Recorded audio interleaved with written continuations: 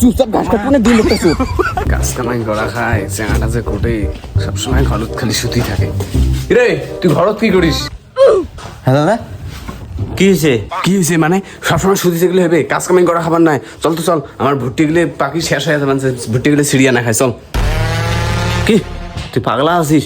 কাল থেকে আমি লোকটা উঠফির বাঁচতাম না, ঠ্যাঙে দিবিস, মাথা দিবিস, পেটে দিবিস, মই যাবার পাইম নি কাজত। আগত কবুতরে ভাই, মি আগত জানলে তো কাজের কথা কম। ওষুধ পাতি আনি খাই, সুস্থ হ। মুই গেলুম। দাদা গেছি রে, আজকে মানে একটু সেই করছাম, বিশ্বাস করছে মাল। এবার একটা দিন শান্তির ঘুম। A few moments later. রে ভাই, রে তুই সুতি রে, একটা কাজ আছে, চল তো।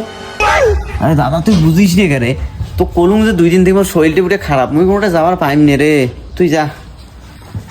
তোর শরীরে ভাল না হয়, ভাবলাম যে এই ঈদের জামা প্যান্ট গুলো তো কিনি দেন, তা থাক তুই এই ঈদের মার্কেটটা মুইই করং।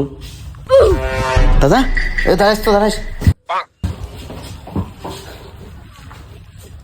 মা শক্তি মা ঠিক হয়ে গেছি রে, আগের থেকে মনে আরো শক্তি বাড়িল। কি? সত্যি একদম ভালো হয়ে গেল? আর কোনো অসুবিধা নাই তো? না আর কোনো অসুবিধা নেই, একটা কাজত নাগে দেওয়ার জন্য অত নাটক করা খায়। চুপচাপ ঘাস কাটবো না, দিন একটা চুপ।